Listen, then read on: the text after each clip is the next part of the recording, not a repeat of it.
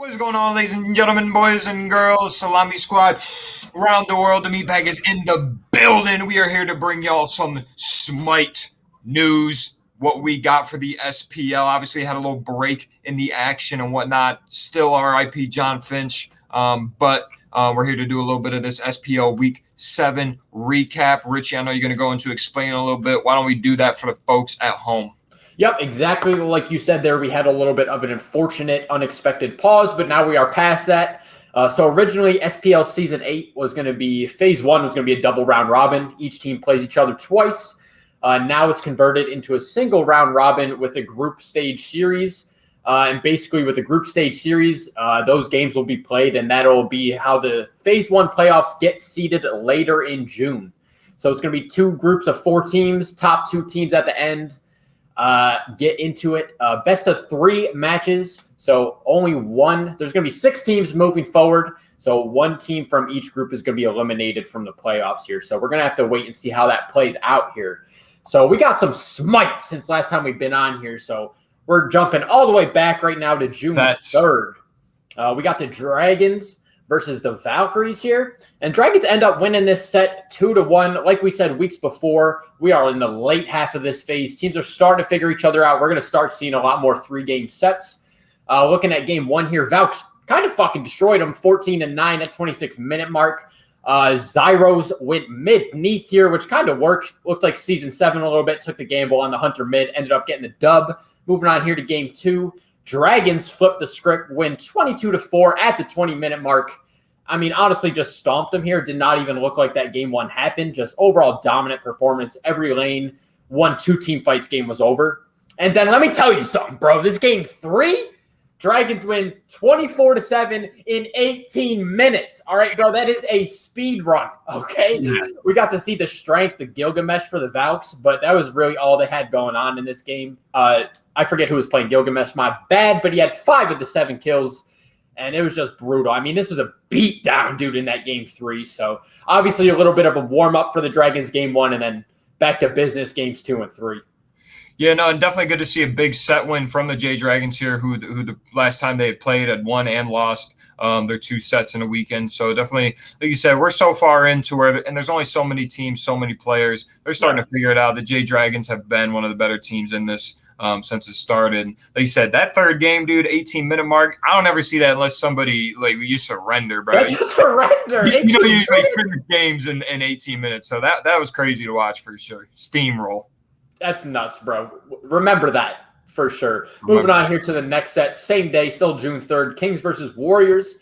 Kings end up winning this set 2-0. Game 1 was very slow, but Kings got the dub. Obviously 9-2 at the 26-minute mark. And, you know, looking at a 9-2 score, both teams are just playing pretty safe, kind of holding off till that late game. And then in the late game, Kings got the best of them, ended up getting a dub. Moving on to game 2. Kings won a bit more accentuated 20-5 here, also at the 26-minute mark. And the damage was there with Netroid on Chiron. Big man Tings on that Raw. Captain Twigg playing that Fenrir. And also shout out Support Genetics with 14 assists and 6K healing, dude. And just real quick in that mid lane, big man Tings on that Raw dropped 10K healing with 23K player damage. I mean, you're just not going to lose that game. I mean, that's just filthy. Yeah, no, definitely a huge set, big wins here for the Kings, man.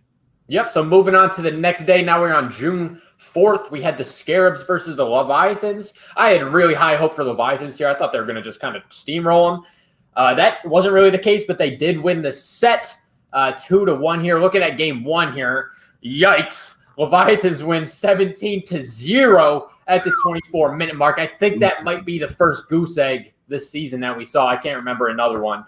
So I don't got to say too much. I mean, that's just obviously a tough game to watch. So sorry for the Scarabs for having to sit through that. Going on to game 2, they kind of figured their shit out a little bit. Scarabs win with a kill deficit 10-13 at the 36-minute mark. They were able to just hold on to the late game and then strung together a couple team fight wins. You get that Fire Giant kill, you end up getting a dub. Moving on here to game 3, Leviathans just kind of erased that game 2 and realized they were the better team, winning 13-5 at the 28-minute mark. And I really feel like this Leviathans team just got the chances right now to put on a good run, bro. I mean, Dragons showed that they can drop a couple sets of the Leviathans, but between those two teams, man, I don't know who's going to end up taking this, but Leviathans are just so hot right now. Leviathans are on a tear. If they played tomorrow, I kind of like the Leviathans a little bit. I think the consistency they've been able to show, and like the adjustments they've been able to make, I think have been phenomenal. So, Lannis Leviathans really performing right now. Yep, you said it. So, second set of that day, we had the Titans versus the Bolts. Another 3-game series here. Bolts end up closing it out 2-1. Looking at game one here, Bolts win 11-4 at the 25-minute mark. Barracuda went Soul on the carry. I mean, Soul's super hot pick right now. And then just overall, this team comp was just mean, bro. They had Soul, Yamoja, Herc, Gilgamesh, and Chiron. I mean, just going to get the job done. Won 11-4 here. Moving on to game two. Titans end up winning this 25-15 at the 36-minute mark. Saw a huge game from Benji in the Soul lane. 7-2 and 17 with the Kuchu lane. Also, great damage from Paul in the mid lane with that Giannis. I mean, Titans just kind of turned it on, bro. And I've said it before, but I think the Titans and the Bolts match up very well. I think both these teams have great potential. Moving on here to game three, Bolts end up closing out the set 22-11 at the 39-minute mark. Long one. And this was just a scrap, bro. Both these teams were going after it. And like I just said, both these teams are pretty good. It just came down to who wins those team fights, who get that fire giant. And, you just get the edge on your opponent. So Bolts end up closing it out here, winning the set 2-1. I mean, it was a tough set for them. I mean, Titans are no joke. Yeah, Titans are no joke. I know I've been high on the Bolts kind of all season, and you're right. These two teams do match up very well together. To me, but these two teams are right behind the Leviathans and the Jade Dragons. It's going to kind of come down as the season goes to which one of these teams I think can emerge as being that third best team. I do really, really like the Bolts' potential still, but it was a fun series to watch. There's two teams kind of just going at it, man. It's consistent play and just competitive. 100% agree. Great matchups. So right after this set happened, the group stage draft happened. And then the next day, June 5th, we got into our group set. So looking at Group A, first set of the day, we got the Leviathans versus the Bolts. Bolts end up winning this set 2-1 here. The advanced stats weren't posted for this, so we can't give you too much detail here. But, I mean, the Bolts get the dub over arguably the league favorites here, the Leviathans 2-1. So, I mean, that's just a tough, hard W. And you need it in this Group A. They're playing to avoid elimination. So, need that dub.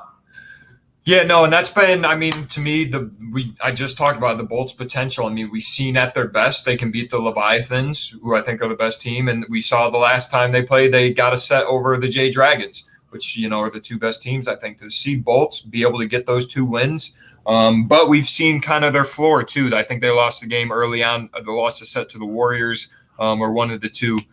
So, I mean, it's just about finding whatever they did right against the Leviathans in this game is just – keep that going, keep making those adjustments. I think the Bolts can really, really be, like I don't know overall if they're better than Leviathans, better than the Dragons, potential. But to me, the potential is there for them to sneak in that 1-2 spot.